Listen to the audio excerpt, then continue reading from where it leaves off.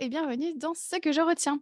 Je te partage des expériences de vie et du coaching pour t'apprendre à te détacher du regard des autres. Je m'appelle Camille et je suis coach de vie certifiée. C'est parti.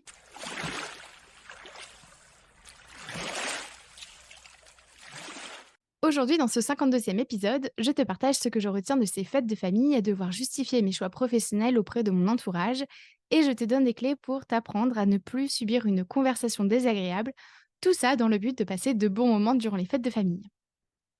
Alors, je ne sais pas pour toi, mais moi, j'ai longtemps été saoulée d'avance d'aller aux fêtes de famille, notamment parce que j'appréhendais de devoir justifier mes choix pro auprès de mon entourage. Comme par exemple l'année où je disais que j'étais toujours en études et qu'on me demandait quand est-ce que j'allais enfin, entre guillemets, avoir un vrai travail.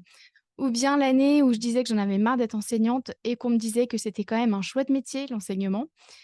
Ou bien encore le 1er Noël en tant que coach de vie où l'on m'a dit que c'était pas vraiment un métier de bosser à son compte, enfin que c'était pas le top. Et puis, bien entendu, la fois où j'ai annoncé que j'avais arrêté de bosser pour une grosse boîte de coaching avec laquelle j'étais en profond désaccord au niveau de son éthique et que mon entourage m'a dit qu'il ne comprenait pas ma décision parce que, je cite: «Il faut quand même avoir de l'argent, déjà que tu es freelance, c'est un statut précaire, l'éthique c'est bien mais l'argent c'est mieux, blablabla». Bref, toujours est-il que je trouvais ça délicat de leur dire: «Oui, je suis toujours en études à mon âge car je ne veux pas me retrouver à votre place à faire un boulot que je déteste et qui me ruine la santé mentale. Oui, enseigner au maternel est un chouette métier, mais vous ne savez pas à quel point c'est un job précaire en Irlande et qui plus est, devient de plus en plus difficile à exercer avec, les symptômes de mon endométriose et de mon adénomiose. C'est d'ailleurs un crève-cœur de quitter cette vocation et je le vis vraiment comme un deuil. Oui, bosser à mon compte, c'est pas trop top pour plein de gens, mais c'est aussi super méga giga trop cool pour plein d'autres personnes comme moi. Et oui, être à son compte, surtout en début d'activité, c'est difficile financièrement. Oui, ça me fout la trouille certains soirs de réaliser que je suis dépendante financièrement de mon mari, mais envisager de ressentir ces angoisses-là avec en plus un boulot de freelance qui me ruine la santé mentale, bah moi je dis stop en fait, hein. J'ai fait ça pendant 8 mois et c'est bon, j'arrête les frais, c'est beaucoup trop dur à gérer et l'éthique est une valeur beaucoup trop importante pour moi. Alors bon, voilà, tu comprends qu'à cette à cette époque-là, bah, j'ai rien dit de tout ça, hein. J'étais du genre à fermer ma gueule, hein, à ruminer dans mon coin, parce que les rares fois où j'essayais d'expliquer mes choix, j'avais l'impression d'être face à un tribunal populaire où quoi que je dise serait inaudible pour mon entourage. J'avais beau répondre à leurs questions, ils n'avaient pas l'air satisfaits et en plus, plus je me justifiais, plus j'avais l'impression de les décevoir et d'être nulle. Alors j'ai fini par me taire et subir la situation, appréhendant nos prochaines retrouvailles. Clairement, hein, voyant qu'on minimisait et invalidait mes ressentis, qu'on désapprouvait mes choix de carrière, et cetera, bah moi je me sentais coincée entre soit mentir à mes proches pour passer de meilleurs moments ensemble, soit essayer de les convaincre que ces choix pro me convenaient, ou soit prendre sur moi et attendre avec impatience le moment où chacune rentrerait chez soi. Et donc, ce que je retiens de ces fêtes de famille à devoir justifier mes choix professionnels auprès de mon entourage, c'est qu'il n'appartient qu'à soi-même d'aborder un sujet ou un autre.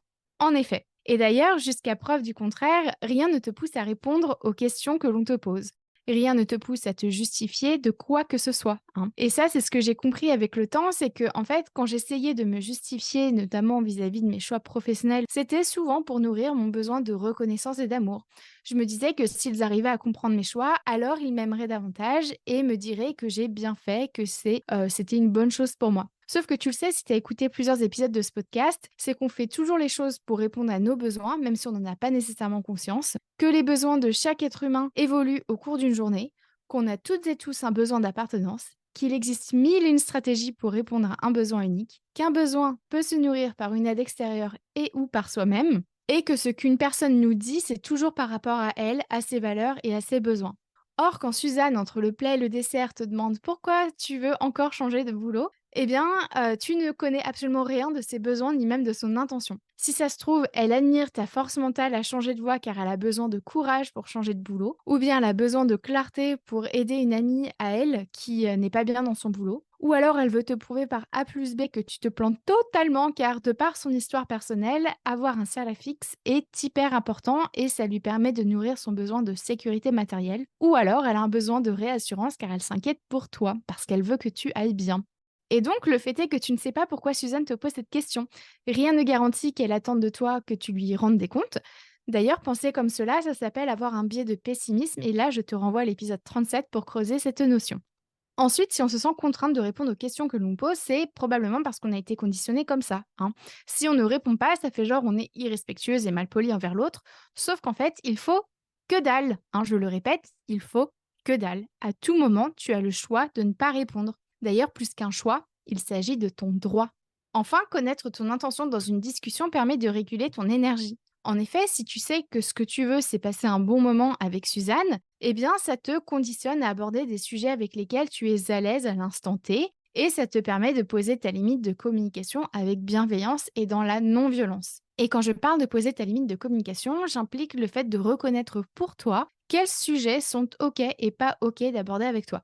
Et une fois que tu es au clair avec ça, tu peux en parler de manière bienveillante, comme par exemple, je n'ai pas la tête à en parler en ce moment, mais merci de t'y intéresser. Ou bien, je te propose une option 100% CND. Je préfère ne pas aborder ce sujet du boulot car en ce moment, j'ai besoin de détente.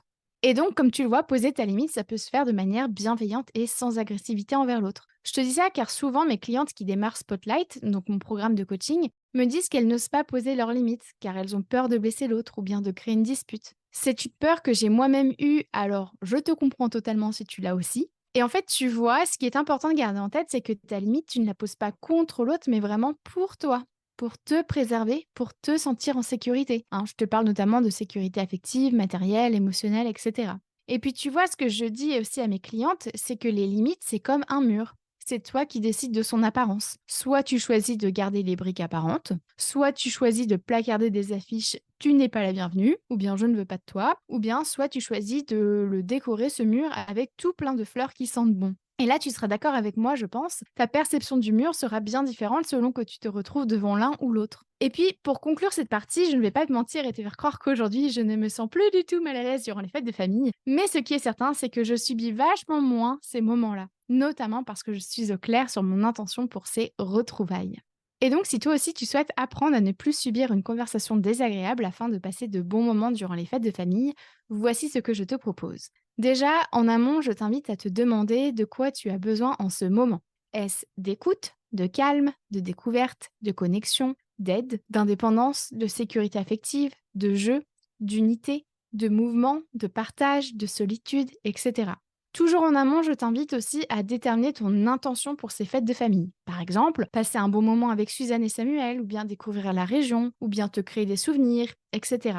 Toujours en amont, je t'invite à déterminer les diverses stratégies pour répondre à tes besoins, donc soit par toi-même, soit avec l'aide d'autrui. Donc par exemple, les stratégies pour répondre à tes besoins par toi-même, ça peut être prendre un thé, écouter de la musique, te coucher tôt, faire la sieste, jouer à un jeu vidéo en solo, faire à manger, lire un livre, aller chercher le pain, etc. Et puis les stratégies pour répondre à tes besoins avec l'aide d'autrui, ça peut être faire un jeu de société avec ta nièce, donner et recevoir un câlin, partager un repas avec son entourage, faire une balade avec ton cousin, aider ton ou ta partenaire à préparer le repas, etc. Ensuite, je t'invite également, toujours en amont, à identifier les sujets que tu ne souhaites pas aborder durant les moments en famille, ou bien ce que tu ne souhaites aborder qu'en compagnie de certaines personnes. Et finalement, toute cette préparation en amont va te permettre de piloter ta vie le moment venu, puisque tu auras eu le temps d'anticiper plusieurs situations. Ce qui fait que sur le moment, tu auras beaucoup moins de choses à penser, à réfléchir, beaucoup moins d'énergie à dépenser, puisque tu auras déjà vécu, si tu veux, ce genre de situation en amont. Et ensuite, durant la fameuse fête de famille,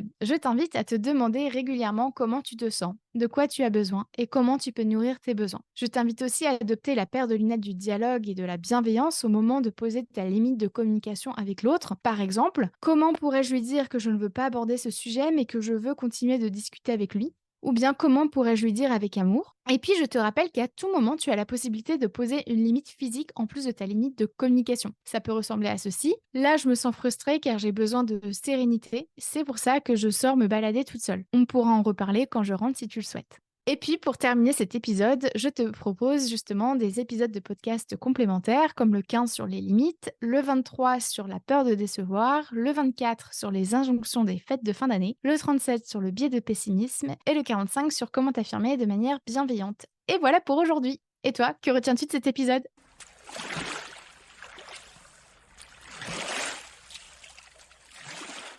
Merci à toi d'avoir écouté cet épisode jusqu'au bout.